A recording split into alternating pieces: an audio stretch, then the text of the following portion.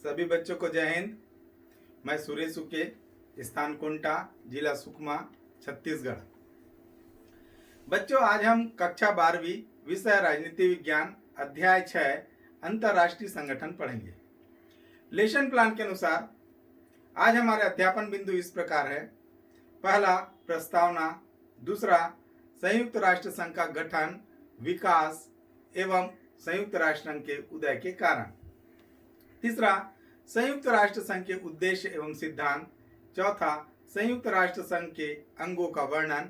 पांचवा, विश्व शांति में संयुक्त राष्ट्र संघ का योगदान। छठवां, विश्व शांति में भारत का योगदान। और सातवां, संयुक्त राष्ट्र संघ के विभिन्न अभिकरण। तो बच्चों, अब हम हमारा अध्याय स्टार्ट करते हैं। अध्याय 6 अंतर्राष्ट्रीय संगठन। तो बच्चों, अंतर्राष्ट्रीय संगठन जो हमारा आज का टाइटल है, सबसे पहले इस टाइटल को समझते कि अंतर्राष्ट्रीय संगठन होता क्या है।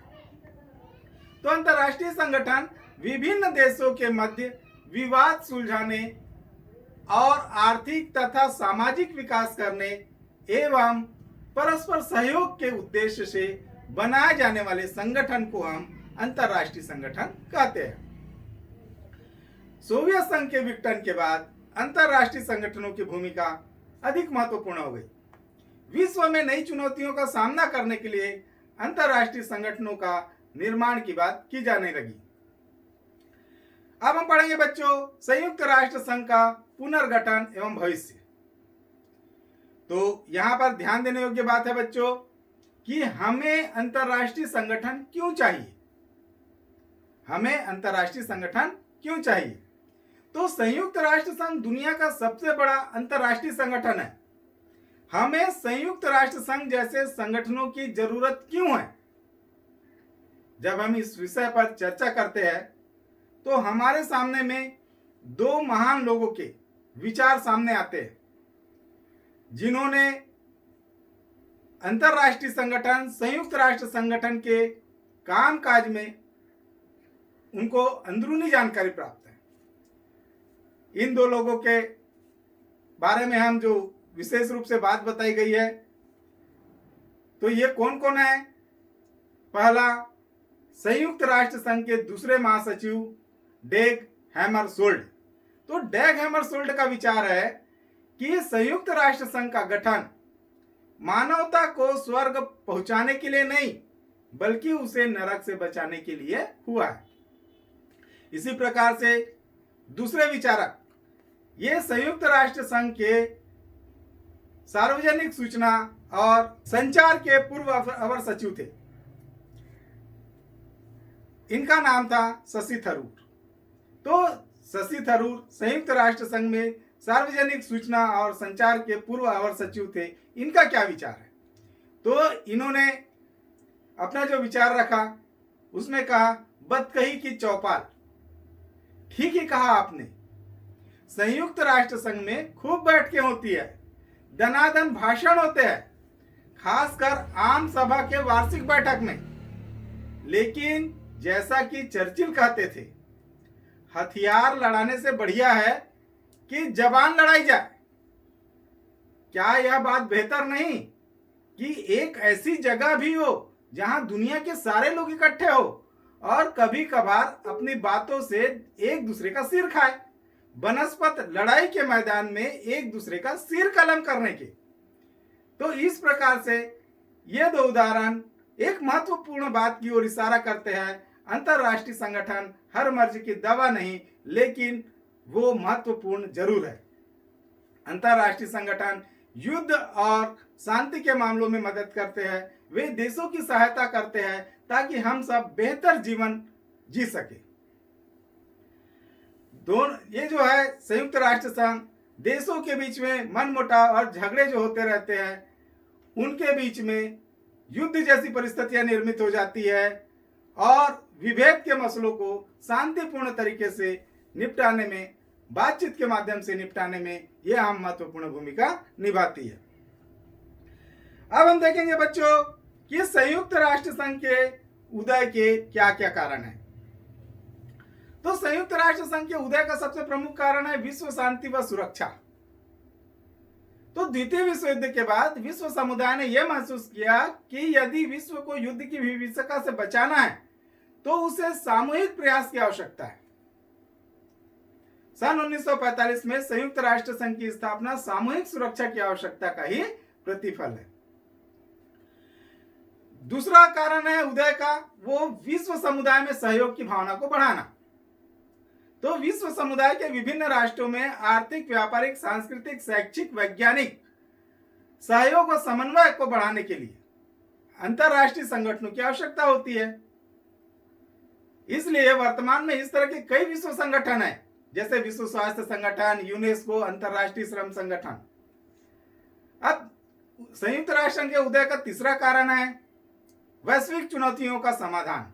तो वर्तमान में विश्व की चुनौतियां भी जो है वैश्विक स्तर की है, जिसका समाधान किसी एक राष्ट्र के द्वारा नहीं किया जा सकता।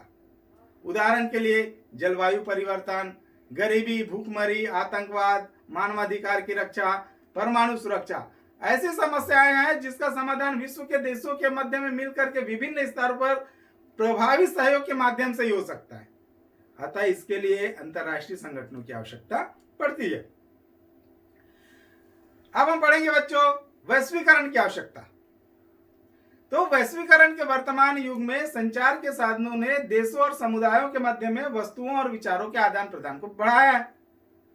अतः देशों, व्यक्तियों व समुदायों के मध्य में तेजी से बढ़ती पारस्परिक निर्भरता के चलते अंतरराष्ट्रीय संगठन अत्यंत आवश्यक हो गए। संयुक्त राष्ट्र संघ के उदय का पांचवा कारण है बच्चों, जो सबसे महत्वपूर्ण कारण है, छोटे व गरीब राष्ट्रों के हितों की रक्षा करना। तो एक ध्रुवीय व्यवस्था में महाशक्तियों के बीच में शक्ति संतुलन समाप्त हो चुका है। अमेरिका ने एक महाशक्ति के रूप में इराक, लीबिया, अफगानिस्तान आदि देशों में मनमाने ढंग से हस्तक्षेप किया है। अतः वर्तमान समय में विश्व शांति व सुरक्षा के लिए अंतरराष्ट्रीय संगठन बहुत आवश्यक है और इसको मजबूत करने की भी बहुत जरूरत है। गरीब राष्ट्रों के आर्थिक हितों की रक्षा के लिए वैश्वीकरण के वर्तमान युग में अंतरराष्ट्रीय संगठनों की उपयोगिता बढ़ गई है। अब हम पढ़ेंगे बच्चों संयुक्त राष्ट्र संघ। तो ये जो संयुक्त राष्ट्र संघ है 20वीं सदी के प्रारंभिक 4 दशकों से ही संपूर्ण विश्व को 2 महायुद्धों का सामना करना पड़ा था। प्रथम विश्व युद्ध सन 1914 से 1919 तक चला और द्वितीय विश्व युद्ध सन 1939 से 1945 तक चला। ये युद्ध बहुत ही विनाशकारी सिद्ध हुए थे। प्रथम विश्व युद्ध में जब सभी प्रमुख यूरोपीय राष्ट्रों को आर्थिक और सैनिक क्षति उठानी पड़ी थी, तब उन्होंने महायुद्धों से बचने के लिए और विश्व में शांति स्थापित करने के लिए राष्ट्र संघ की स्थापना की थी। किंतु सन 1920 में स्थापित राष्ट्र संघ जो है अपने उद्देश्यों को पूर्ण नहीं कर पाया और वो असफल सिद्ध हो गया। परिणाम स्वरूप सन 1939 में पुनः द्वितीय विश्व युद्ध शुरू हो गया।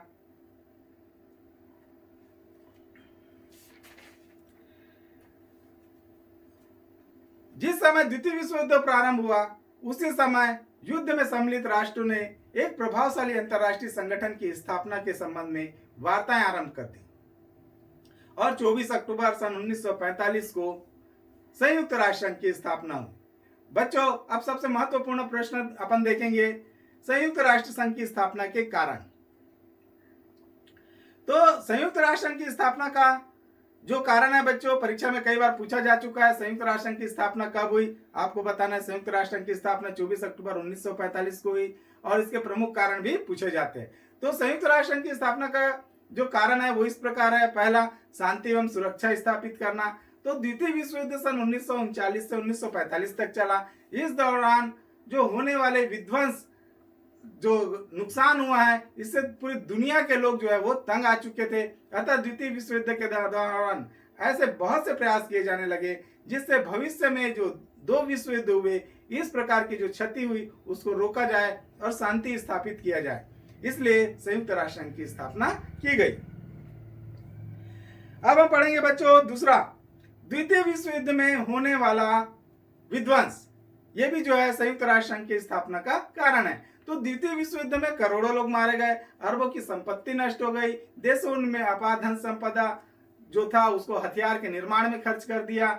धन को यदि रचनात्मक कार्यों में खर्च किया जाए तो एक तरफ विध्वंसात्मक जो गतिविधियां हैं उनको रोका जा सकता है, वहीं पर दूसरी तरफ वैज्ञानिक एवं तकनीकी विकास भी किया जा सकता है। अब तीसरा कारण जो था संयुक्त राष्ट्र संघ की स्थापना का, वो था नाभिकीय युद्ध का भय। तो द्वितीय विश्व युद्ध में जापान के दो प्रमुख नगर हिरोशिमा और नागासाकी पर परमाणु बम का प्रयोग किया गया, जिसके कारण विनाश को जो दुखदायी ढंग से जो परिणाम आए, दुष्परिणाम आए, उसको पूरी दुनिया ने देखा और यह महसूस किया कि यदि भविष्य में मानवता की रक्षा करनी है तो नाभिकीय युद्धों को रोकना होगा।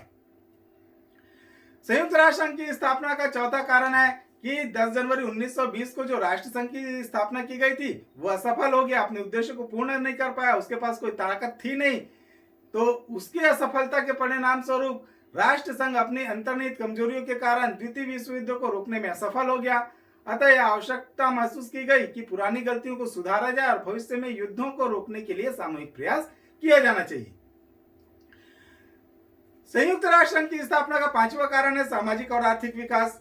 तो विकसित एवं औद्योगिकरण देश जो थे वो उपनिवेशों का लंबे समय से शोषण कर रहे थे, अतः इन उपनिवेशों के लोगों की सामाजिक एवं आर्थिक स्थिति को सुधारने के लिए अंतर्राष्ट्रीय सहयोग की जरूरत थी। तो अंतर्राष्ट्रीय सहयोग के लिए संयुक्त राष्ट्र संघ एक श्रेष्ठ मंच का कार्य कर सकता था, इसलिए इसकी स्थापना की बात की गई। छठवां जो संयुक्त राष्ट्र संघ की स्थापना का जो कारण था वो था सामूहिक सुरक्षा की भावना। तो संयुक्त राष्ट्र संघ के माध्यम से छोटे एवं नवोदित राष्ट्रों को सुरक्षा उपलब्ध कराकर उन्हें बड़े राष्ट्रों के आक्रमण एवं अत्याचारों से बचाया जा सकता था। अब हम पढ़ेंगे बच्चों संयुक्त राष्ट्र संघ का जन्म। तो संयुक्त राष्ट्र संघ का जन्म 24 अक्टूबर सन 1945 को हुआ। प्रारंभ में इसके 51 सदस्य थे। बच्चों कई बार परीक्षा में पूछा जाता है संयुक्त राष्ट्र संघ की स्थापना कब हुई, आपको बताना है संयुक्त राष्ट्र संघ की स्थापना 24 अक्टूबर 1945 को हुई। इसके बाद दूसरा क्वेश्चन कई बार आ चुका है कि संयुक्त राष्ट्र संघ की स्थापना के समय प्रारंभ में इसके कितने सदस्य थे। आपको बताना है कि संयुक्त राष्ट्र संघ की स्थापना के समय में इसके प्रारंभिक सदस्य 51 थे। एक प्रश्न और आता है बच्चों की वर्तमान में संयुक्त राष्ट्र संघ के कितने सदस्य हैं। आपको बताना है वर्तमान में संयुक्त राष्ट्र संघ के 193 देश सदस्य हैं। अब हम पढ़ेंगे बच्चों संयुक्त राष्ट्र संघ की प्रस्तावना।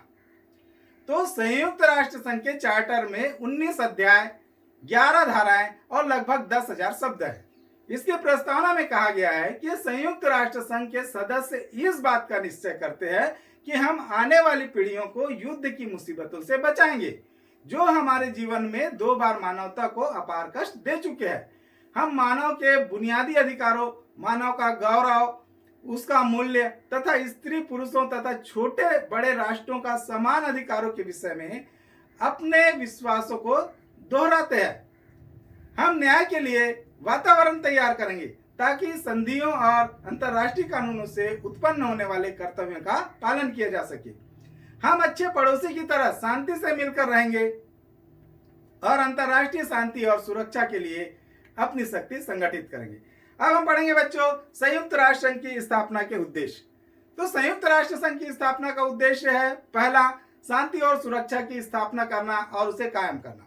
तो संयुक्त राष्ट्र संघ के चार्टर 2 में स्पष्ट लिखा हुआ है कि संयुक्त राष्ट्र संघ के सभी सदस्य अपने अंतर्राष्ट्रीय विवादों को शांतिपूर्ण तरीके से सुलझाने की सार्थक कोशिश करेंगे, जिससे अंतर्राष्ट्रीय शांति, सुरक्षा एवं न्याय के समक्ष किसी भी तरह का संकट उपस्थित न हो। संयुक्त राष्ट्र संघ की स्थापना का दूसरा उद्देश्य है मैत्रीपूर्ण संबंधों का विकास। तो संयुक्त राष्ट्र संघ के सभी सदस्य राष्ट्रों के बीच में सब लोगों को समान अधिकार, स्वाधीनता का सिद्धांत पर आधारित मैत्रीपूर्ण संबंधों को विकसित करना और विश्व शांति को बनाने के लिए समुचित प्रबंध करना, यह इसका दूसरा उद्देश्य है। संयुक्त राष्ट्र संघ की स्थापना का तीसरा उद्देश्य है अंतर्राष्ट्रीय सहयोग। तो आर्थिक, सामाजिक, सांस्कृतिक तथा मानवतावादी समस्याओं के समाधान के लिए अंतर्राष्ट्रीय सहयोग प्राप्त करना, जाति, भाषा, लिंग, धर्म आदि का भेद किए बिना सबके लिए मानव अधिकार और मूलभूत अधिकार एवं स्वतंत्रता को विकसित करना, यह भी संयुक्त राष्ट्र संघ का उद्देश्य है। चौथा उद्देश्य है सामंजस्य की स्थापना। तो संयुक्त राष्ट्र संघ के प्रथम 3 उद्देश्यों उसमें जो मुख्य बातें थी, शांति और सुरक्षा की स्थापना करना, दूसरा मैत्रीपूर्ण संबंधों का विकास करना, अंतर्राष्ट्रीय सहयोग की प्राप्ति के लिए इसके विभिन्न सदस्य राष्ट्रों के बीच में सामंजस्य को स्थापित होना बहुत आवश्यक है। इसलिए विभिन्न राष्ट्रों एवं संयुक्त राष्ट्र संघ के रूप में एक सौर मंडल बनाया गया है, जिसके केंद्र में संयुक्त राष्ट्र संघ है और उसके विभिन्न सदस्य राष्ट्र ग्रहों के समान उसका चक्कर काटते हैं। जब भी सदस्य राष्ट्रों में दूरियां बढ़ती है तो संयुक्त राष्ट्र संघ उन्हें फिर से मिला देता है। अब पढ़ेंगे बच्चों हम संयुक्त राष्ट्र संघ की कार्य प्रणाली। तो पहला देखते हैं अपन सार्वभौमिकता का सिद्धांत और समानता। तो सार्वभौमिकता का सिद्धांत संयुक्त राष्ट्र संघ की कार्य प्रणाली का पहला सिद्धांत है। तो सार्वभौमिकता के अंतर्गत यह बताया गया है कि संयुक्त राष्ट्र संघ की कार्य प्रणाली के लिए जो सर्व प्रमुख सिद्धांत निर्धारित किया गया है वह यह है कि इसके सभी राष्ट्र सार्वभौम, शक्ति संपन्न और समान है। प्रत्येक सदस्य राष्ट्र अपनी भौगोलिक सीमा में सर्वोच्च है और उसके भीतर उसका अपना शासन सर्वश्रेष्ठ है। इसका प्रत्येक सदस्य बाह्य शक्ति के नियंत्रण से पूर्णतया मुक्त है। अंतरराष्ट्रीय समुदाय के रूप में सभी सदस्य राष्ट्र एक दूसरे के समान है। इस प्रकार से सार्वभौमिकता और समानता का सिद्धांत लागू किया गया। दूसरा जो संयुक्त राष्ट्र संघ का सिद्धांत है वह सद्भावना का सिद्धांत। तो सद्भावना सिद्धांत के अंतर्गत यह बात बताई गई है कि अपने कर्तव्यों का पालन करने के लिए वचनबद्ध है संयुक्त राष्ट्र संघ। सद्भावना के सिद्धांत को संयुक्त राष्ट्र संघ के चार्टर में स्थान देने के पीछे यह तर्क है कि संयुक्त राष्ट्र संघ अपने आदर्शों का पालन में तभी सफल हो सकता है जब इसके सभी सदस्य राष्ट्र अपने दायित्वों का निष्ठापूर्वक पालन करेंगे। सभी राष्ट्रों को अपने दायित्वों का निष्ठापूर्वक पालन करना है, तभी हमारा जो सद्भावना का सिद्धांत है वो सुचारू रूप से संचालित होगा। संयुक्त राष्ट्र संघ के सिद्धांत के अंतर्गत तीसरा जो सिद्धांत है वह है विवादों का शांतिपूर्ण तरीके से समाधान करना। तो संयुक्त राष्ट्र संघ की कार्य प्रणाली के लिए सबसे महत्वपूर्ण कार्य है कि इसके सभी सदस्य राष्ट्र अपने विवादों का शांतिपूर्ण तरीके से निराकरण करेंगे। चौथा जो सिद्धांत है वो बल प्रयोग का निषेध। तो इसके अनुसार कोई भी सदस्य राष्ट्र अपने अंतर्राष्ट्रीय संबंध में किसी भी अन्य राष्ट्र पर राजनीतिक स्वतंत्रता के विरुद्ध न तो बल का प्रयोग करेगा और न ही उसे किसी प्रकार की धमकी देगा। अब हम पांचवा पढ़ेंगे बच्चों सहायता। तो पांचवा जो सिद्धांत है सहायता का सिद्धांत।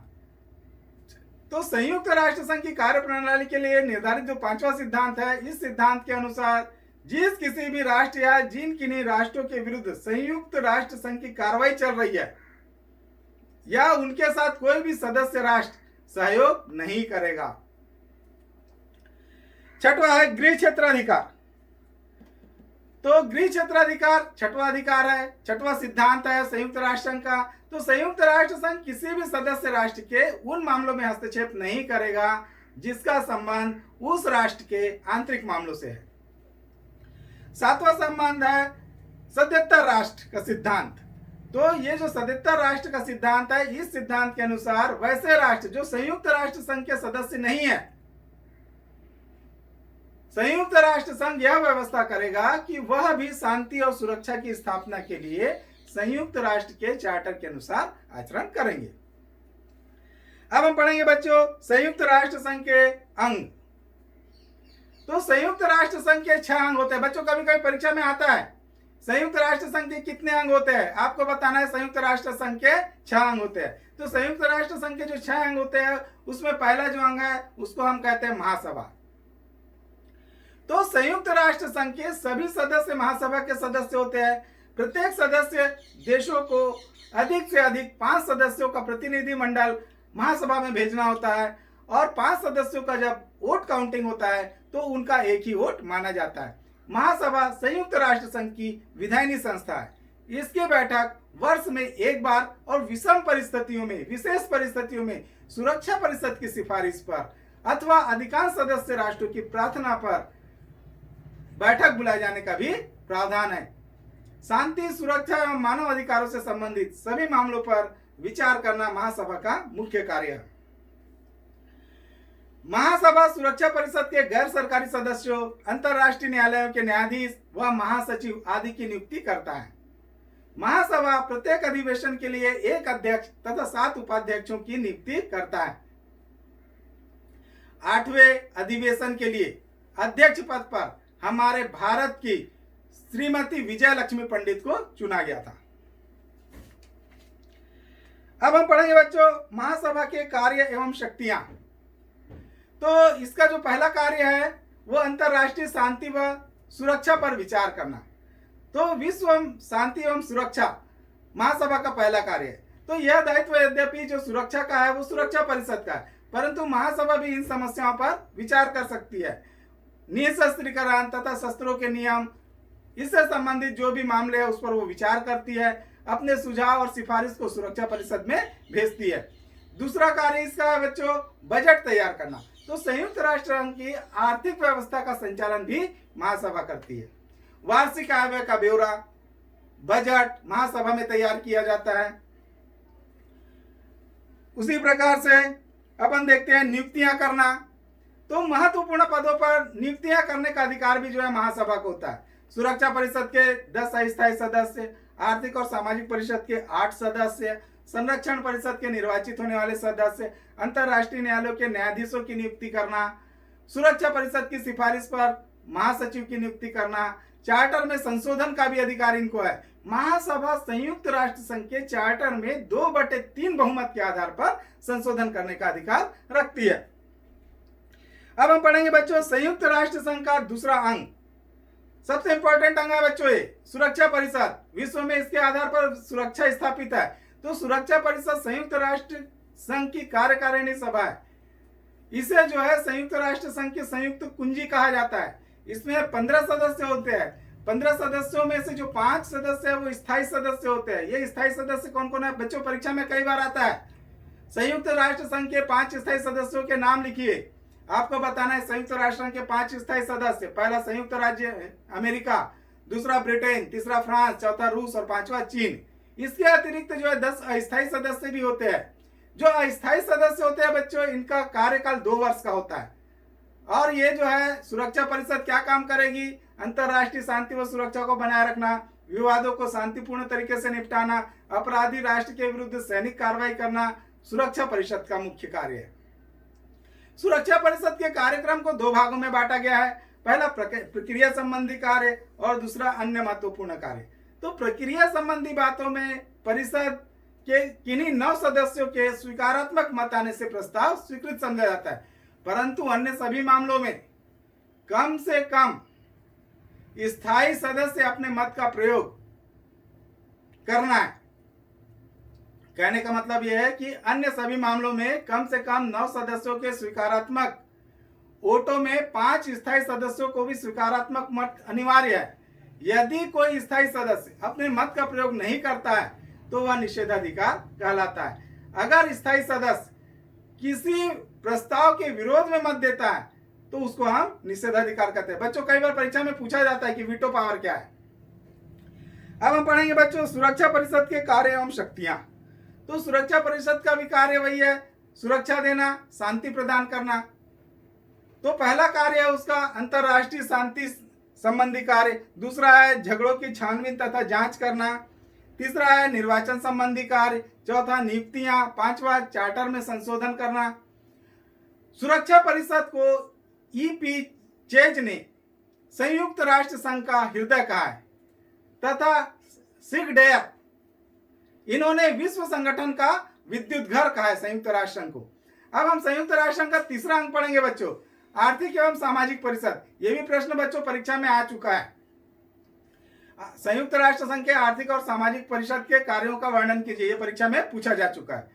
तो इस परिषद में आर्थिक एवं सामाजिक परिषद में महासभा द्वारा निर्वाचित संयुक्त राष्ट्र के 54 सदस्य होंगे। इनमें से 1/3 सदस्य जो है हर 3 वर्ष बाद पद मुक्त हो जाएंगे। पद मुक्त होने वाला सदस्य पुनः निर्वाचित नहीं हो सकेगा। अब हम पढ़ेंगे बच्चों आर्थिक एवं सामाजिक परिषद के जो कार्य है उसको किस प्रकार से विभाजित किया गया है।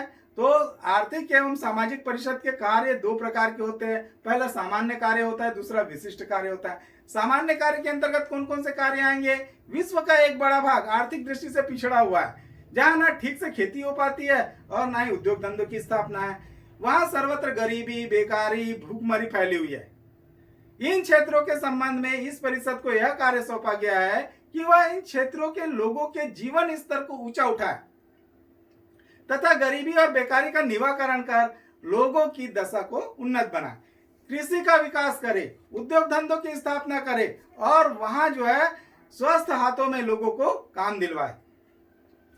अंतर्राष्ट्रीय आर्थिक, सामाजिक तथा स्वास्थ्य संबंधी समस्याओं का अध्ययन करना, उनका समाधान करने का प्रयास करना, शिक्षा एवं संस्कृति के विकास के लिए आपस में सहयोग को प्रोत्साहन करना, ये जो है आर्थिक और सामाजिक परिषद का कार्य है। इसी प्रकार विश्व के सभी मानवों में जाति, रंग, भाषा, धर्म, वंश, लिंग आदि का भेदभाव मिटा करके सभी के मध्य में समानता स्थापित करना, समस्त मानव को मानव अधिकार, मौलिक स्वतंत्रताएं और समानता प्राप्त हो, इसके लिए वो प्रयत्न करेंगे। अब हम पढ़ेंगे बच्चों संयुक्त राष्ट्र संघ का विशिष्ट कार्य। तो संयुक्त राष्ट्र संघ के विशिष्ट कार्य के अंतर्गत अंतर्राष्ट्रीय सामाजिक तथा स्वास्थ्य संबंधी समस्याओं का अध्ययन करना, विभिन्न समस्याओं के संबंध में अंतर्राष्ट्रीय सम्मेलन बुलाना, न्याय क्षेत्रों के विकास में सहयोग देना, आर्थिक एवं सामाजिक क्षेत्रों की उन्नति के लिए आयोग नियुक्त करना। इसके महत्व को बताते हुए डॉक्टर आशीर्वाद ने कहा था, यदि सुरक्षा परिषद का लक्ष्य संसार को भय से मुक्त करना है तो आर्थिक एवं सामाजिक परिषद का लक्ष्य विकास को अभाव से मुक्त करना है। अब हम चौथा अंक पढ़ेंगे बच्चों, न्यास परिषद, जिसे हम कहते हैं संरक्षण परिषद। तो न्यास व्यवस्था की देखरेख के लिए एक न्यास परिषद की स्थापना की गई है।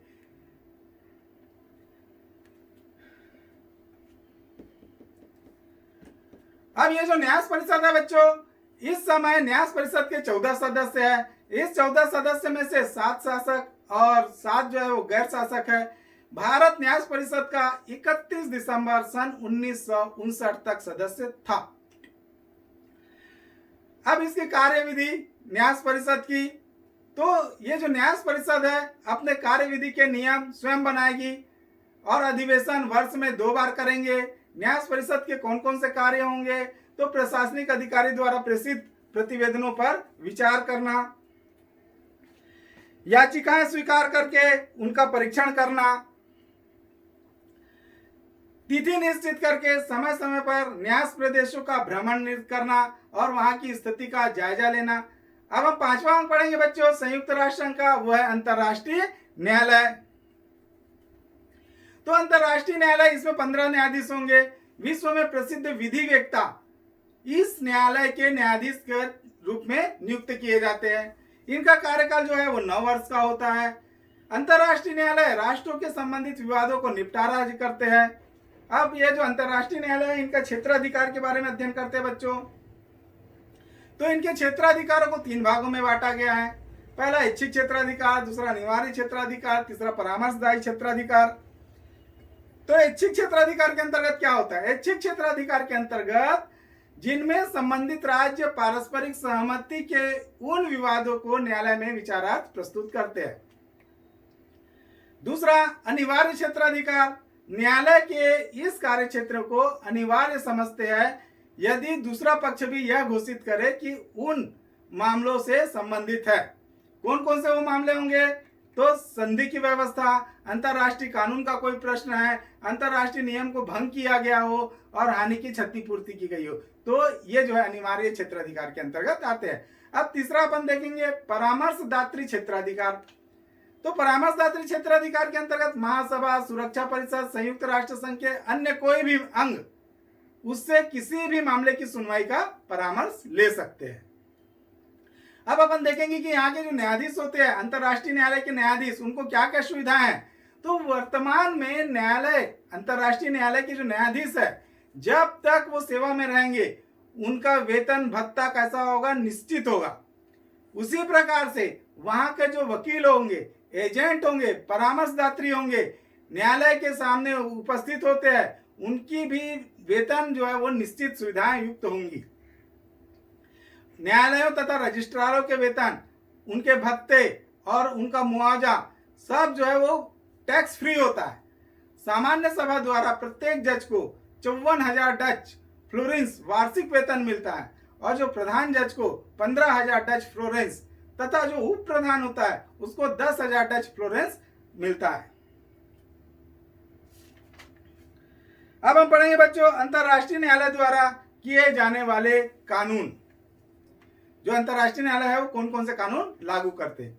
तो निर्णय लेते समय अंतरराष्ट्रीय न्यायालय किन किन बातों का आश्रय लेते हैं। तो पहला चीज है अंतरराष्ट्रीय परंपराएं, रीति रिवाज जिन्हें प्राय कानून के रूप में व्यवहार में लाया जाता है। दूसरा, अंतरराष्ट्रीय न्यायालय कानून को लागू करने के लिए जो दूसरा महत्वपूर्ण है न्यायिक निर्णय और विद्वानों की टीकाएं। तीसरा, सभ्य राष्ट्र द्वारा स्वीकृत कानूनों के सामान्य सिद्धांत। तो इन चीजों को वो ध्यान में रखते हैं। अब अपन छठवां अंक पढ़ेंगे बच्चों संयुक्त राष्ट्र संघ का, वो है सचिवालय।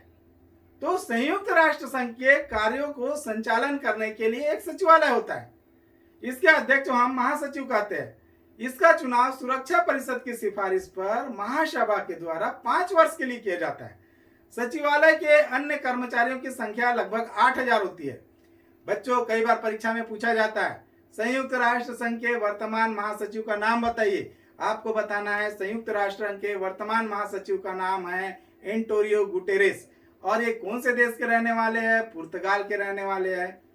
इनकी नियुक्ति कब हुई है। तो इनकी नियुक्ति जो है 1 जनवरी सन 1917 को हुई है।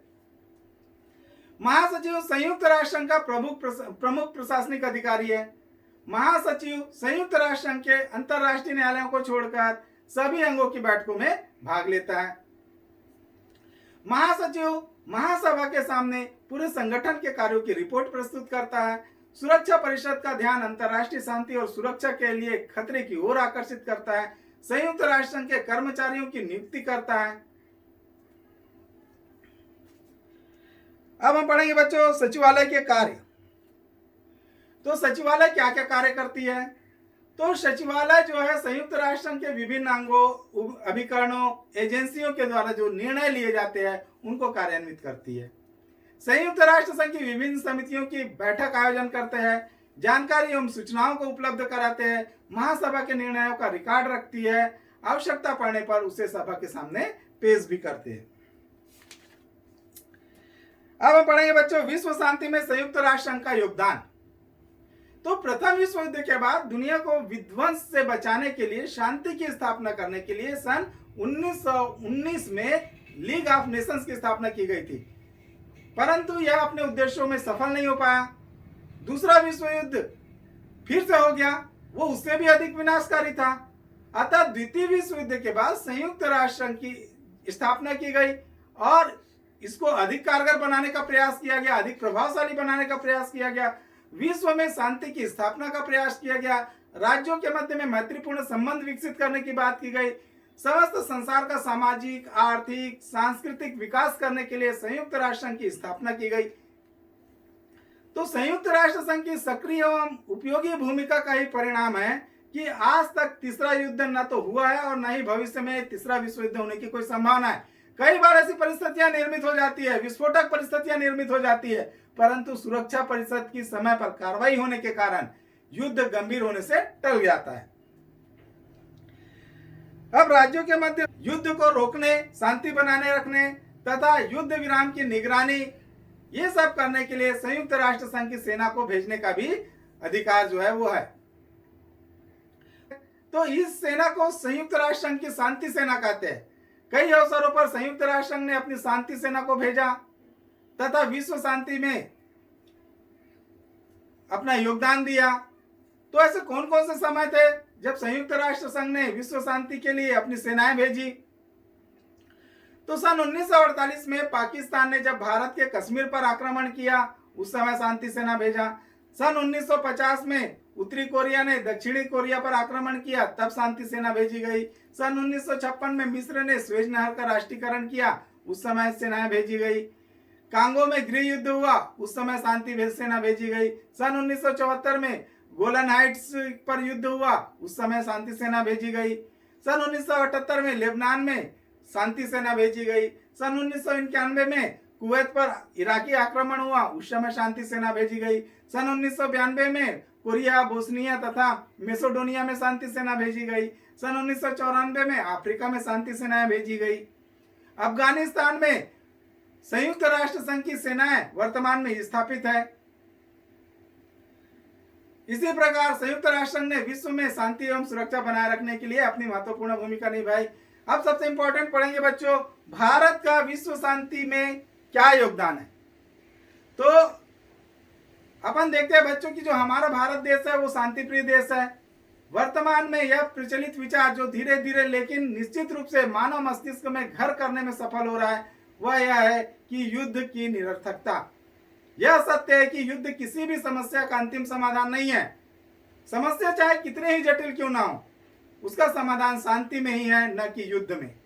चाहे कोई भी देश विकासशील हो अथवा विकसित हो, गरीब देश हो या अमीर देश हो, सभी लोग शांति चाहते हैं और यही विचारधारा एक नए युग का आरंभ करेगी जिससे चारों ओर शांति की व्यवस्था बनी होगी। यह सत्य है कि भारत शांति का पुजारी है। पंचशील के माध्यम से शांति और शांतिपूर्ण सह अस्तित्व के सिद्धांत चारों ओर फैलता है।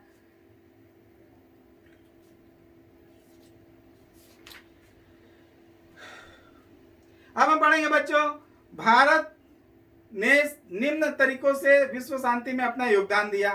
तो किस किस प्रकार से भारत ने अपना योगदान दिया विश्व शांति के लिए। तो युद्धों का विरोध किया उसने, सैनिक गुटों का विरोध किया, निशस्त्रीकरण का समर्थन किया, शीत युद्ध का विरोध किया, साम्राज्यवाद और उपनिवेशवाद का विरोध किया, संयुक्त राष्ट्र संघ और उसके अवयवों के कार्यों में सक्रिय योगदान देकर अपना विश्व शांति में योगदान दिया, असंलग्नता की नीति को स्वीकार किया, राष्ट्रमंडल की सदस्यता और उसके कार्यों में सक्रिय रूप से अपना योगदान दिया, एफ्रो एशियाई राष्ट्रों के सम्मेलन में सक्रिय रूप से योगदान दिया और जो गुलाम राष्ट्र थे उनकी स्वतंत्रता आंदोलन में सक्रिय रूप से योगदान दिया, प्रजातिवाद का विरोध करके अपना विश्व शांति में स्थापित करने का प्रयास किया। संक्षेप में भारत प्राचीन काल से ही शांति का पुजारी रहा है। बच्चों अब हम संयुक्त राष्ट्र संघ में भारत का योगदान इसके बारे में पढ़ेंगे। तो बच्चों भारत जो है संयुक्त राष्ट्र संघ के प्रारंभिक 51 सदस्यों में से एक है। 1946 में पंडित जवाहरलाल नेहरू ने कहा था कि संयुक्त राष्ट्र के घोषणा पत्र के प्रति भारत का दृष्टिकोण हृदय तथा कार्यों से पूर्ण सहयोग और बिना संकोच पूर्ण समर्थन का है। अब हम पढ़ेंगे बच्चों कि भारत ने किन किन क्षेत्रों में संयुक्त राष्ट्र संघ में अपना योगदान दिया है। तो इसमें सबसे पहले देखते हैं अपन संघ की स्थापना और चार्टर निर्माण में भारत ने योगदान दिया है। तो भारत ने संयुक्त राष्ट्र संघ की स्थापना के लिए आयोजित सैन फ्रांसिस्को सम्मेलन में भाग लिया। उसके चार्टर पर हस्ताक्षर करके वह संघ के प्रारंभिक 51 सदस्यों में से एक बना। भारतीय प्रतिनिधि की सिफारिश पर ही मानव अधिकारों और मौलिक स्वतंत्रताओं को बिना किसी भेदभाव के प्रोत्साहित करने का उद्देश्य संयुक्त राष्ट्र संघ के चार्टर में जोड़ा गया। अब दूसरा देखेंगे संघ की सदस्य संख्या बढ़ाने में। तो भारत न केवल संयुक्त राष्ट्र संघ के सिद्धांतों और उद्देश्यों में आस्था रखने वाले राष्ट्रों को ही संघ का सदस्य बनाना चाहता है, बल्कि विश्व के सभी राष्ट्रों को संघ का सदस्य बनाना चाहता है। विश्व के प्रत्येक राष्ट्र को संघ का सदस्य बनाए रखने जाने का समर्थन करता है। यद्यपि चीन ने भारत पर आक्रमण करके भारत के साथ शत्रुतापूर्ण व्यवहार किया, परंतु सन 1990 से चले आ रहे चीन की संघ सदस्यता के संबंध में भारत जो है चीन को सदस्यता दिलाने के लिए सदैव प्रबल समर्थन करता रहा है, जिसके परिणाम स्वरूप चीन संयुक्त राष्ट्र संघ में आज स्थायी सदस्य है। तीसरा, संघ के विभिन्न अंगों के संचालन में। संयुक्त राष्ट्र संघ के विभिन्न अंगों एवं विशेष अभिकरणों के कार्य संचालन में भारतीयों का महत्वपूर्ण एवं उल्लेखनीय योगदान रहा है। सन 1950 में भारत का सुरक्षा परिषद का सदस्य चुना जाना भारत के लिए सर्वाधिक महत्व की बात रही है। 1954 में भारत की श्रीमती विजय लक्ष्मी पंडित संयुक्त राष्ट्र महासभा के 8वें अधिवेशन की अध्यक्षा निर्वाचित हुई। डॉक्टर राधाकृष्णन और मौलाना अब्दुल कलाम आजाद यूनेस्को के प्रधान निर्वाचित हुए। श्रीमती राजकुमारी अमृत कौर विश्व स्वास्थ्य संगठन की तथा डॉक्टर BR सेन विश्व स्वास्थ्य विश्व खाद्य एवं कृषि संगठन के प्रधान रहे। इसी प्रकार डॉक्टर चिंतामणि देशमुख अंतर्राष्ट्रीय मुद्रा कोष तथा डॉक्टर पी.एन. कृपाल 2 वर्ष तक यूनेस्को के कार्यकारिणी मंडल अध्यक्ष रहे। अब पढ़ेंगे बच्चों हम संयुक्त राष्ट्र संघ में चौथा योगदान क्या दिया। तो संघ के शांति व सुरक्षा संबंधी राजनीतिक कार्यों में भारत ने संयुक्त राष्ट्र संघ में अपना योगदान दिया। अब इनमें कौन कौन से है? पहला कोरिया समस्या, दूसरा स्वेज नहर समस्या, तीसरा कांगो समस्या, चौथा हंगरी समस्या। तो इस प्रकार से भारत ने अपना योगदान दिया संघ में शांति और सुरक्षा के राजनीतिक कार्यों में। पांचवा, निशस्त्रीकरण हेतु किए गए प्रयास। भारत ने संयुक्त राष्ट्र संघ में निशस्त्रीकरण के लिए भी प्रयास किया। भारत की यह मान्यता रही है कि शस्त्रों की दौड़ से युद्ध की संभावनाओं को बल मिलता है और निशस्त्रीकरण से ही विश्व शांति को बनाए रखा जा सकता है। 1961 में आणविक परीक्षणों को बंद करने का परीक्षण किया, प्रस्ताव पारित किया, महासभा में रखा। सन 1963 में जब ब्रिटेन, अमेरिका और रूस ने आंशिक रूप से आणविक परीक्षण प्रतिबंध संधि करके बाह्य आकाश, वायुमंडल तथा जल के भीतर आणविक परीक्षण न करने का निश्चय किया तो भारत ने इसका स्वागत किया। अब हम छठवां जो योगदान देखेंगे संयुक्त राष्ट्र संघ में भारत का, वो है रंग भेद के विरुद्ध संघर्ष में। तो भारत ने रंग भेद नीति को विश्व शांति के लिए खतरा माना है। महासभा में समय समय पर रंग भेद के विरुद्ध आवाज उठाई है, विश्व जनमत तैयार किया है, जिसके फलस्वरूप संयुक्त राष्ट्र संघ में अनेक प्रस्ताव पारित किए गए हैं। दक्षिण अफ्रीका तथा रोडेशिया की गोरी सरकारों तथा उनके द्वारा अश्वेतों पर किए जाने वाले अत्याचारों का प्रबल विरोध किया है। रंग भेद मानवता के नाम पर एक कलंक है, अतः दक्षिण अफ्रीका में रंग भेद को समाप्त कराने के लिए विश्व समुदाय को तत्काल व्यापक व समयबद्ध कार्यक्रम प्रारंभ करना चाहिए। महात्मा गांधी ने विश्व समुदाय को आह्वान किया कि प्रिटोरिया शासन का समर्थन करने वाली मात्र आधा दर्जन सरकारों को पीछे धकेलकर दक्षिण अफ्रीका के विरुद्ध कदम उठाए। 22 दिसंबर सन 1993 में दक्षिण अफ्रीका में श्वेत संगठनों ने भारी विरोध के बावजूद नए संविधान को स्वीकृति मिल गई, जिसमें अश्वेतों को भी बराबरी का अधिकार दिया गया। इस प्रकार भारत को रंग भेद नीति के आधार पर विश्व में जहां भी कहीं भी उत्पीड़न दिखाई दिया, उसका भारत ने खुलकर विरोध किया तथा इस दिशा में संयुक्त राष्ट्र को सक्रिय सहयोग भी दिया। अब हम सातवां योगदान देखेंगे बच्चों, उपनिवेशवाद की समाप्ति हेतु किए गए प्रयास। तो भारत सदैव से उपनिवेशवाद का विरोधी रहा है, अतः संयुक्त राष्ट्र संघ में भी उपनिवेशवाद की समाप्ति हेतु आवाज उठाई गई। अब हम देखेंगे बच्चों आठवां, मानव अधिकार की रक्षा में भारत ने संयुक्त राष्ट्र संघ में क्या योगदान दिया। तो मानव अधिकारों की रक्षा का भारत जो है वो समर्थक रहा है। संयुक्त राष्ट्र संघ के माध्यम से भारत ने मानवाधिकार के विरुद्ध जोरदार आवाज उठाते हुए तुरंत कार्रवाई करने की मांग की है। 21 दिसंबर सन 1993 को संयुक्त राष्ट्र संघ की महासभा में संपूर्ण विश्व के लोगों को मूलभूत मानवाधिकार की रक्षा के लिए एक मानवाधिकार उच्चायोग का गठन किया है। अब हम पढ़ेंगे बच्चों नौवां, आर्थिक और सामाजिक समस्याओं को हल करने में भारत ने योगदान दिया। तो भारत ने संयुक्त राष्ट्र संघ के माध्यम से आर्थिक दृष्टि से जो पिछड़े हुए देश है उनके विकास पर विशेष बल दिया। विकसित देशों से अविकसित या विकासशील देशों को अधिकाधिक आर्थिक सहायता देने की अपील की। अब हम पढ़ेंगे बच्चों संयुक्त राष्ट्र संघ के विशिष्ट अभिकरण। तो संयुक्त राष्ट्र संघ के विशिष्ट अभिकरण के अंतर्गत सबसे पहले हम देखते हैं विश्व स्वास्थ्य संगठन। तो संयुक्त राष्ट्र संघ के विशिष्ट अभिकरणों में विश्व स्वास्थ्य संगठन का विशेष महत्व है। तो इस संगठन की स्थापना 7 अप्रैल 1948 को विधिवत की गई। यही कारण है कि प्रत्येक वर्ष हम 7 अप्रैल को विश्व स्वास्थ्य दिवस के रूप में मनाते हैं। विश्व स्वास्थ्य संगठन की स्थापना विश्व के लोगों की स्वास्थ्य की उच्चतम संभव दशा को प्रस्तुत करना है। शारीरिक, मानसिक और सामाजिक दृष्टि से पूर्ण रूप से उत्तम रहने की दशा पिछड़े देश के लोगों के स्वास्थ्य की प्रगति इस संस्था का मौलिक उद्देश्य है। स्वास्थ्य संगठन की सदस्यता वाले सारे राष्ट्रों के लिए इसकी सदस्यता के मार्ग खुले हुए हैं।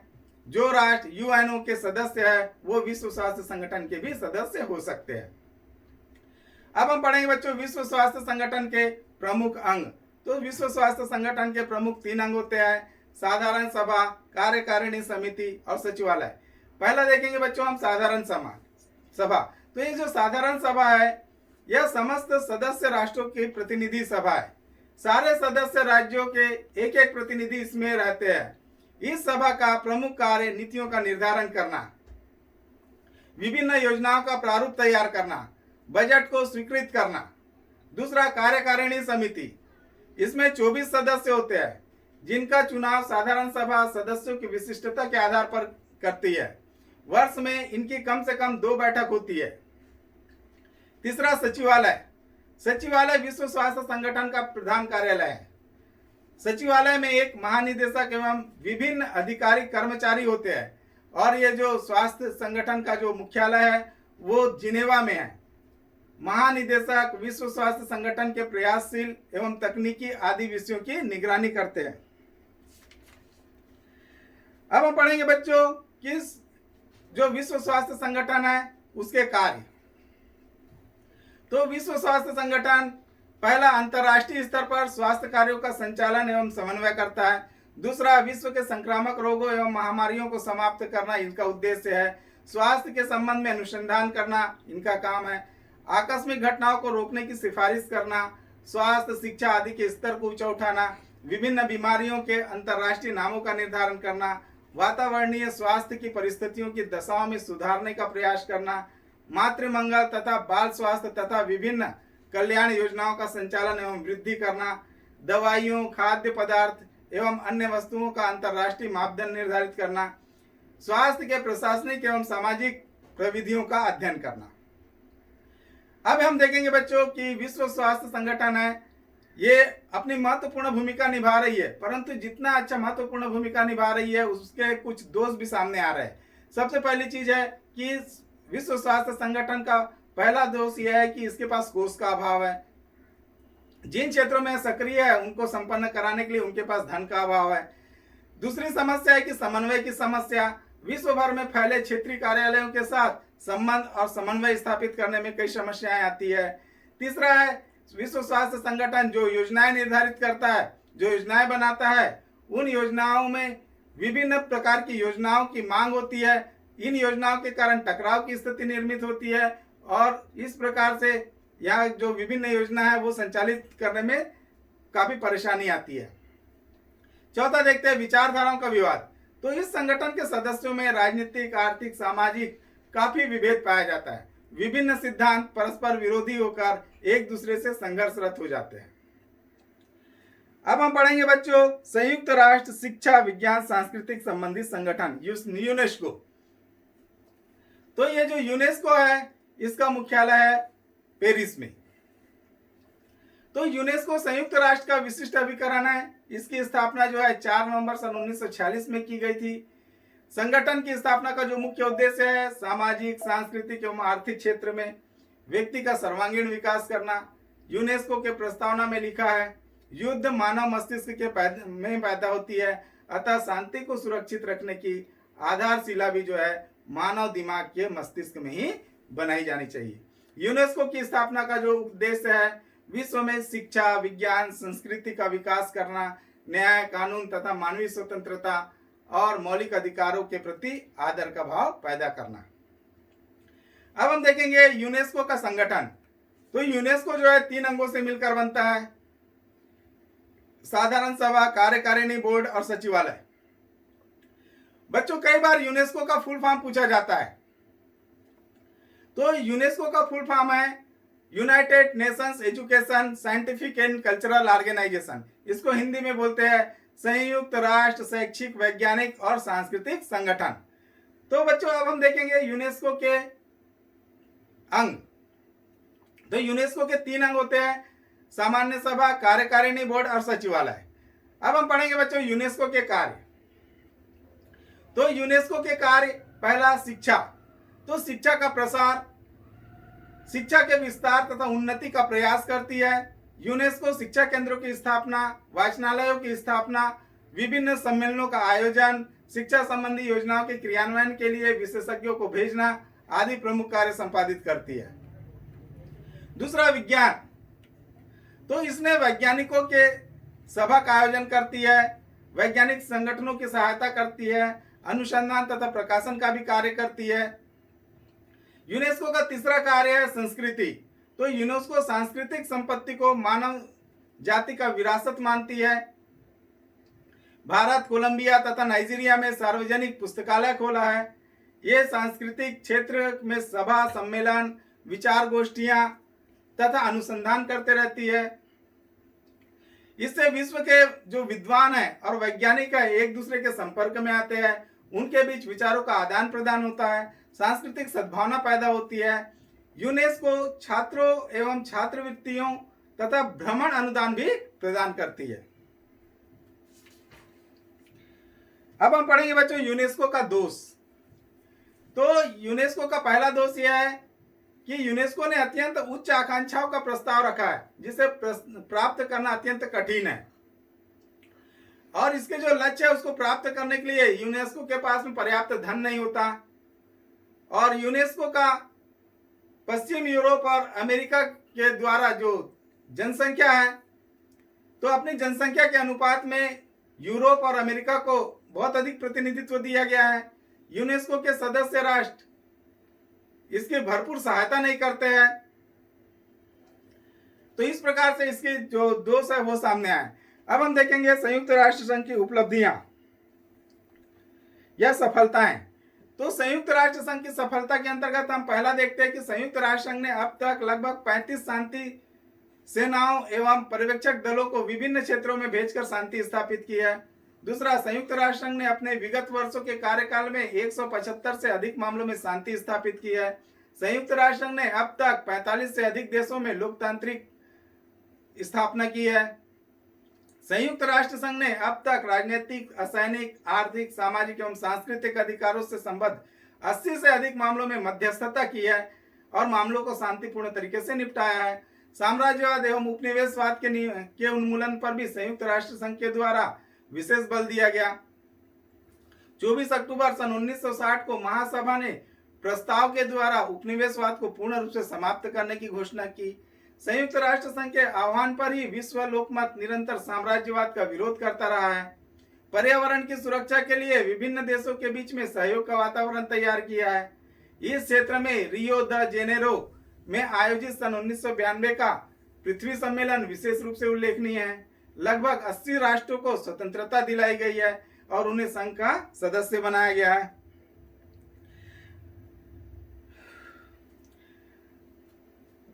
संयुक्त राष्ट्र संघ ने दक्षिण अफ्रीका में वर्ष 1994 में रंगभेद की नीति को पूरी तरह समाप्त करवाया। अंतर्राष्ट्रीय कृषि विकास कोष की सहायता से 100 से अधिक विकासशील देशों के लगभग 23 करोड़ लोगों को लाभान्वित कराया। विश्व स्वास्थ्य संगठन की सहायता से 1980 ईस्वी में संपूर्ण पृथ्वी को चेचक से मुक्त करा दिया। वर्तमान में संपूर्ण विश्व को पोलियो मुक्त कराने का कार्यक्रम चल रहा है। कुपोषण को दूर करने के लिए एक हद तक सफलता प्राप्त कर ली गई है। परिवार नियोजन कार्यक्रम तथा जन चेतना अभियान के फलस्वरूप जन्म दर में लगभग 50% की कमी आई है। यूनिसेफ बाल कोष, उसके माध्यम से अंतरराष्ट्रीय कानून सन 1990 में बनाया, जिसमें बच्चों की आवश्यकता की पूर्ति बहुत हद तक करवाई गई है। बच्चों, कई बार में यूनिसेफ का फुल फॉर्म पूछा जाता है, UNICEF, यूनिसेफ। तो इसका फुल फॉर्म है United Nations international children emergency fund. शिक्षा के क्षेत्र में व्यापक सुधार हुआ है। अब 60% से अधिक वयस्क जो है वो साक्षर है। महिलाओं की साक्षरता दर में वृद्धि हुई है। वर्ष 1970 में मात्र 36% महिलाएं साक्षर थी, जबकि वर्ष 1990 में उनकी साक्षरता का प्रतिशत बढ़कर 56 हो गया है। विश्व के लगभग 81 देशों में पुरातत्व एवं प्राचीन ऐतिहासिक स्मारकों की सुरक्षा का प्रबंध किया गया है। इस संबंध में एक अंतर्राष्ट्रीय कानून भी बनाया गया है। अब हम पढ़ेंगे बच्चों संयुक्त राष्ट्र संघ की असफलताएं या संयुक्त राष्ट्र संघ की कमजोरियां। तो संयुक्त राष्ट्र संघ की दुर्बलता का एक कारण यह है कि राष्ट्रों की प्रभुसत्ता को सर्वोपरि मानना। सदस्य राष्ट्रों को यह छूट है कि वे उसे स्वीकार करे या न करे। महासचिव की शक्तियां का भी समुचित रूप से निश्चय नहीं हो पाता है। दूसरा है असफलता का कारण कि आत्मरक्षा एवं आक्रमण के बीच भेद को स्पष्ट नहीं किया गया है। तीसरा जो असफलता का कारण है, इनमें सैद्धांतिक विरोधाभास है। एक और राज्यों के समान अधिकार की बात की गई है, समान प्रभुसत्ता की बात की गई है, वहीं पर दूसरी ओर सुरक्षा परिषद के जो स्थायी सदस्य है उनको निर्विवाद रूप से विशेषाधिकार संपन्न प्राप्त है। महासभा के निर्णय प्रायः गुटबंदी के आधार पर होते हैं।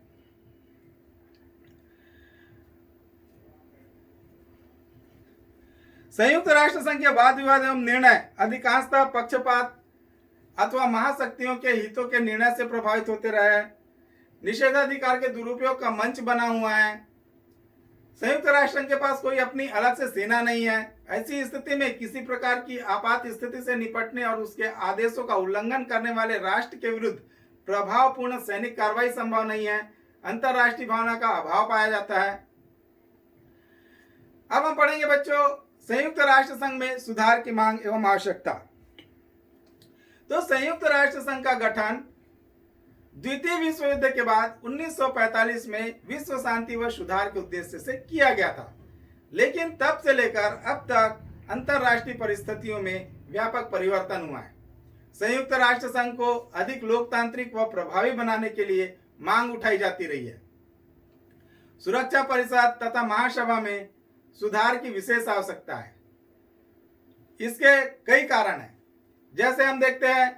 पहला, द्वितीय विश्व युद्ध के बाद विश्व स्तर पर यूरोपीय शक्तियों तथा अमेरिका को ही विश्व आर्थिक व राजनीतिक मंच पर प्रमुखता प्राप्त थी, लेकिन वैश्वीकरण के वर्तमान युग में एशिया के कई देश भी तेजी से आर्थिक विकास कर रहे हैं, विश्व राजनीतिक व्यवस्था में प्रभावपूर्ण स्थान प्राप्त कर रहे हैं। इन देशों में जो एशिया के प्रमुख देश है, भारत, चीन, जापान, दक्षिण कोरिया और इंडोनेशिया, ये तेज गति से विकास कर रहे हैं। विश्व आर्थिक शक्ति का केंद्र अब यूरोप से खिसक करके एशिया की तरफ जा रहा है। अतः वर्तमान परिवेश में संयुक्त राष्ट्र संघ में सुधार की आवश्यकता है ताकि इस संस्था को अधिक प्रभावी बनाया जा सके। सुरक्षा परिषद संयुक्त राष्ट्र संघ की कार्यपालिका है। अंतरराष्ट्रीय शांति और सुरक्षा का पूरा उत्तरदायित्व सुरक्षा परिषद पर है। विश्व में उभर रही चुनौतियों का सामना करने के लिए सुरक्षा परिषद में सुधारों की मांग चल रही है। अब वो कौन कौन से कारण है जिसके कारण सुरक्षा परिषद में सुधार की मांग की जा रही है? तो पहली चीज बताई गई है सदस्य संख्या। तो सुरक्षा परिषद में सुधारों की मांग करने वाले राष्ट्रों, जिनमें भारत भी शामिल है, उनका कहना है कि जिस अनुपात में शुरू में संयुक्त राष्ट्र संघ में 51 सदस्य थे और वर्तमान में 193 सदस्य है, तो जिस अनुपात में संयुक्त राष्ट्र संघ में सदस्यों की संख्या में वृद्धि हुई है, उसी अनुपात में सुरक्षा परिषद में सदस्य राष्ट्रों की संख्या में बढ़ोतरी नहीं हुई है। अतः सुरक्षा परिषद को अधिक लोकतांत्रिक बनाने के लिए सुरक्षा परिषद में सदस्यों की संख्या, विशेषकर स्थायी सदस्यों की संख्या को बढ़ाई जानी चाहिए।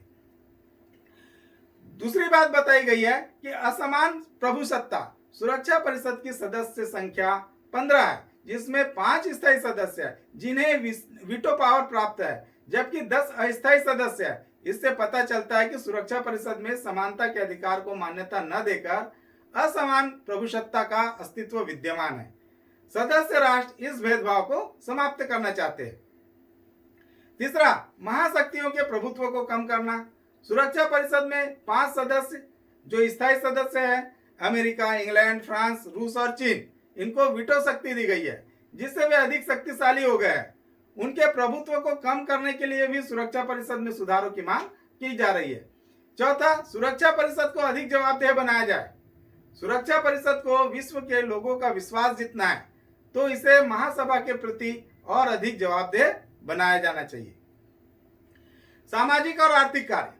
सुरक्षा परिषद को केवल राजनीतिक कार्य ही दिए जाते हैं, जिससे इसके सदस्यों में सदैव मतभेद उत्पन्न होते रहते हैं। अतः इनके सहयोग की भावना उत्पन्न करने के लिए सुरक्षा परिषद को कुछ सामाजिक और आर्थिक कार्य भी दिए जाने चाहिए। सुरक्षा परिषद की स्थायी और अस्थायी सदस्यों के लिए कुछ मापदंड भी सुझाए गए हैं। सुरक्षा परिषद के सदस्यों के लिए कौन कौन से ऐसे मापदंड हैं जिनके आधार पर कोई देश जो है सुरक्षा परिषद में शामिल हो सकता है। तो सुरक्षा परिषद में शामिल होने के लिए जो देश है उनको निम्नलिखित मापदंड पूरा करना पड़ेगा। पहला है, वो जो ताकत है वो आर्थिक ताकत मजबूत होनी चाहिए। दूसरा, सैनिक ताकत होना चाहिए। संयुक्त राष्ट्र संघ के बजट में ऐसे देश का योगदान ज्यादा होना चाहिए। आबादी के लिहाज से वो राष्ट्र बड़ा होना चाहिए। ऐसा देश जो लोकतंत्र और मानव अधिकार का सम्मान करता हो, और ऐसा देश हो जो अपने भूगोल, अर्थव्यवस्था और संस्कृति के लिहाज से विश्व की विविधता की नुमाइंदगी करता हो। तो ऐसे राष्ट्र को सुरक्षा परिषद का सदस्य बनाया जाएगा। अब हम पढ़ेंगे बच्चों, संयुक्त राष्ट्र संघ में भारत की स्थायी सदस्यता के दावे की स्थिति। तो इसमें देखते हैं बच्चों, सुरक्षा परिषद में स्थायी सदस्यों का विस्तार। इसका मामला सबसे पहले भारत के द्वारा 1992 में संयुक्त राष्ट्र संघ के विशेष शिखर सम्मेलन में प्रभावी तरीके से उठाया गया। संयुक्त राष्ट्र संघ के महासचिव बुतरस घाली ने 2005 में इन लार्जर फ्रीडम नाम की रिपोर्ट में सुरक्षा परिषद की सदस्य संख्या 15 से बढ़ाकर 24 किए जाने का प्रस्ताव किया, लेकिन इस प्रस्ताव पर भी आम सहमति नहीं बन सकी। इसका प्रमुख कारण यह है कि सुरक्षा परिषद के स्थायी सदस्य तथा उसके कुछ अन्य देश सुरक्षा परिषद में सुधार का विरोध कर रहे हैं। स्थायी सदस्य का जो विरोध कर रहे हैं, उन देशों ने कॉफी क्लब नाम से एक संगठन भी बनाया है जो स्थायी सदस्यता को बढ़ाने का विरोध कर रहा है, जिसे आप यूनाइटेड फॉर कॉन्सेंस के नाम से जाना जाता है। इनमें कौन कौन से देश है? इटली, स्पेन, अर्जेंटीना, कनाडा, दक्षिण कोरिया, मैक्सिको और पाकिस्तान। ये लोग जो सुरक्षा परिषद के स्थायी सदस्यों की संख्या बढ़ाना नहीं चाहते। वर्तमान में स्थायी सदस्यता प्राप्त करने के प्रमुख दावेदार कौन कौन से देश हैं? भारत, जर्मनी, ब्राजील और जापान। तो कॉफी क्लब के देश इनकी स्थायी सदस्यता का विरोध कर रहे हैं। भारत का सबसे तीव्र विरोध पाकिस्तान के द्वारा किया जा रहा है। चीन ने खुलकर भारत का समर्थन अभी तक नहीं किया है, जबकि रूस, अमेरिका, ब्रिटेन और फ्रांस भारत को स्थायी सदस्यता दिलाने की दावेदारी खुलकर समर्थन कर रहे हैं। इस विचित्र स्थिति में सुरक्षा परिषद में भारत की स्थायी सदस्य का मामला अभी अधर में लटका हुआ है। अब हम पढ़ेंगे बच्चों, नए अंतरराष्ट्रीय पात्रों का उदय। तो इसमें सबसे पहले है अंतरराष्ट्रीय आर्थिक संगठन। तो अंतरराष्ट्रीय आर्थिक संगठन के अंतर्गत विश्व व्यापार संगठन, GATT, general agreement trade and tariff. तो अंतरराष्ट्रीय स्तर पर द्वितीय विश्व युद्ध के पश्चात गेट समझौते का पहला आर्थिक समझौता कहा जा सकता है। ये गेट समझौते की शुरुआत 1947 में हुआ। इसे डंकल समझौता भी कहा जाता है। 1 जनवरी 1995 को गेट समझौते का स्थान विश्व व्यापार संगठन ने ले लिया। दूसरा, यूरोपीय संघ। तो यूरोपीय संघ यूरोप का एक महत्वपूर्ण आर्थिक क्षेत्रीय संगठन है। इसकी स्थापना 1942 में की गई। यूरोपीय संघ में कुल 25 सदस्य हैं। तीसरा संगठन है आसियान। तो आसियान दक्षिण पूर्व एशियाई देशों का एक क्षेत्रीय संगठन है। बच्चों, कई बार परीक्षा में पूछा जाता है आसियान क्या है, सार्क क्या है। तो आसियान के बारे में आपको बताना है। आसियान दक्षिण पूर्वी एशियाई देशों का एक क्षेत्रीय संगठन है और इसकी स्थापना जो है 1967 में की गई। आसियान का मुख्य उद्देश्य है दक्षिण पूर्वी एशियाई देशों में आर्थिक, सामाजिक एवं सांस्कृतिक विकास की गति में तेजी लाना है। अब हम पढ़ेंगे बच्चों सार्क। ये भी परीक्षा में कई बार आ चुका है। सार्क का फुल फॉर्म लिखिए। तो बच्चों, सार्क का फुल फॉर्म दक्षिण एशियाई क्षेत्रीय सहयोग संगठन। दक्षिण एशिया के 8 देशों का एक क्षेत्रीय आर्थिक संगठन है। इसकी स्थापना 1885 में की गई। सार्क का उद्देश्य सदस्य देशों में सामाजिक, आर्थिक, तकनीकी और वैज्ञानिक क्षेत्रों में आपसी सहयोग को बढ़ाना है। अब हम पढ़ेंगे बच्चों गैर सरकारी संगठन। ये भी जो है अंतरराष्ट्रीय स्थान पर अंतरराष्ट्रीय राष्ट्र संघ में, संयुक्त राष्ट्र संघ में अपना किस प्रकार योगदान दे रहे हैं। तो गैर सरकारी संगठन गैर सरकारी संगठनों को भी अंतर्राष्ट्रीय राजनीति में उभरे हुए नए पात्रों के रूप में पहचाना जाता है। तो गैर राजनीतिक सरकारी संगठन उन्हें कहा जाता है जो सरकार के संगठन के भाग नहीं होते। संयुक्त राष्ट्र संघ के अनुच्छेद 71 के अनुसार गैर सरकारी संगठन वह है जो न सरकार है और न ही सदस्य राष्ट्र। उनकी भूमिका केवल एक सलाहकारी की होती है। गैर सरकारी संगठनों को 20वीं शताब्दी में अधिक महत्व प्राप्त हुआ जब ऐसा प्रतीत होने लगा कि अंतर्राष्ट्रीय संधियां एवं समझौते तथा विश्व व्यापार संगठन पूंजीवादियों के पक्ष में कार्य कर रहे हैं। तब इनके प्रति संतुलन के लिए मानवतावादी मुद्दों, पोषणकारी विकास तथा विकासशील देशों की सहायता के लिए गैर सरकारी संगठनों का उदय हुआ। अब हम कुछ गैर सरकारी संगठनों के बारे में पढ़ेंगे बच्चों। तो कौन कौन सी कुछ महत्वपूर्ण गैर सरकारी संगठन है, उनमें सबसे पहला है अंतर्राष्ट्रीय रेड क्रॉस सोसाइटी। तो अंतर्राष्ट्रीय रेड क्रॉस सोसाइटी एक महत्वपूर्ण गैर सरकारी संगठन है। यह घायलों की से पीड़ित लोगों की सेवा करने वाली संस्था है। तो इसका जो मुख्य कार्य है युद्ध एवं संकट के समय असहाय लोगों की मदद करना। दूसरा गैर सरकारी संगठन है एमनेस्टी इंटरनेशनल। तो एमनेस्टी इंटरनेशनल एक अन्य महत्वपूर्ण गैर सरकारी संगठन है। यह संगठन अंतर्राष्ट्रीय स्तर पर मानवाधिकारों से संबंधित रिपोर्ट पर प्रकाशित करती है और रिपोर्ट तैयार करती है। तीसरा है ह्यूमन राइट वॉच। तो ह्यूमन राइट्स वॉच एक अमेरिकी गैर सरकारी संगठन है। इसका मुख्य कार्य है मानवाधिकारों की अवहेलना के विरुद्ध कार्रवाई करना और विश्व भर के मीडिया का ध्यान आकर्षित करना, साथ ही अंतर्राष्ट्रीय आपराधिक न्यायालय स्थापित करने में सहायता करती है। चौथा है ग्रीन पीस। तो ये जो गैर संगठन है ये पर्यावरण के क्षरण को रोकने के लिए विश्व समुदाय का ध्यान आकर्षित करती है। अब हम पढ़ेंगे बच्चों वैश्विक व्यवस्था की नई संस्थाएं कितनी लोकतांत्रिक एवं उत्तरदायी है।